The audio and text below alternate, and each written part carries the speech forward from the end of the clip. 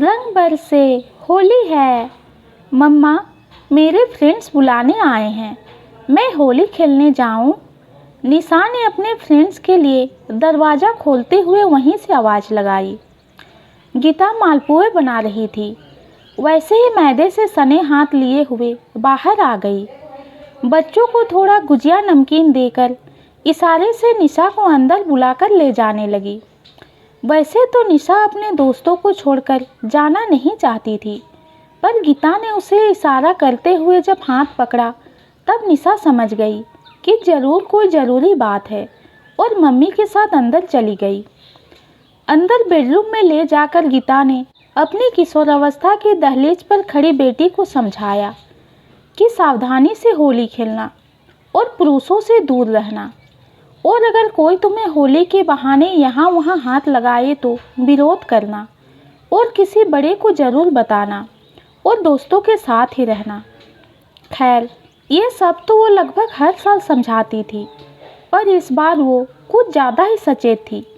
इसलिए उसने निशा को पूरे वहाँ का बटन कॉलर वाला कुर्ता और ट्राउज़र पहनने को दिया और बड़े पुरुषों, यहाँ तक कि बुजुर्गों से भी होली ना खेलने और उनसे दूर रहने की हिदायत दोहराते हुए उसे होली खेलने की इजाज़त दे दी।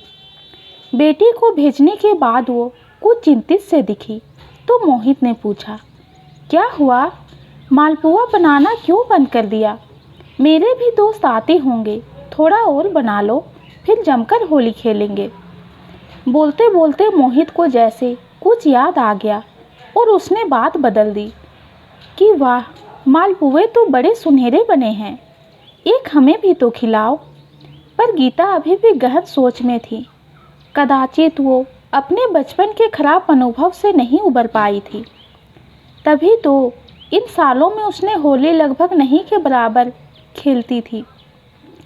बस सिर्फ घरवालों के साथ माथे और गाल पर गुलाबी रंग, हरे रंग से तो अभी भी वो दूर ही भागती थी। आज मोहित के अचानक चुप हो जाने की वजह भी यही थी। वह उसकी पुरानी यादें कुदेलना नहीं चाहता था, पर अब गीता को फिर से होली की वो कड़वी याद से पीछा छुड़ाना मुश्किल लग रहा था। उसका मन अतीत की गलियों में भटकने लगा। तब वो 10वीं कक्षा में थी और बोर्ड की परीक्षा होली के एक दिन पहले ही ख़त्म हुई थी, इसलिए उसमें इस बार होली मनाने के लिए बहुत उत्साह था। तब रंग की होली बहुत खेली जाती थी। घर में माँ और दीदी गुजिया बनाने में व्यस्त थी। तब पापा के कुछ दोस्त आए होली खेलने। गीता ने दरवाज़ा खोला तो किसी ने सिर पर गुलाल का टीका लगाया, तो किसी अंकल ने बस हल्का सा अबीर गालों पर लगाया।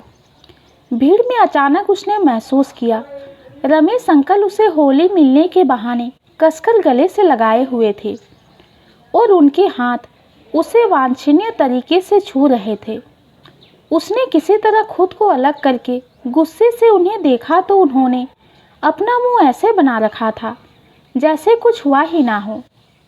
उसके बाद भी अक्सर होली पर उसका पाला ऐसे कुत्सित मानसिकता वालों लोगों से पड़ता रहा था और उनकी रुचि इस त्योहार में कम हो गई थी।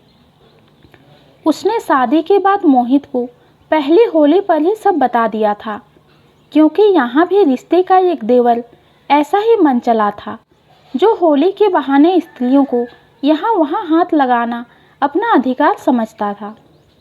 तब से मोहित भी होली पर सतर्क रहने लगा था। गीता की चिंता तब तक दूर नहीं हुई जब तक निशा सही सलामत वापस नहीं आ गई।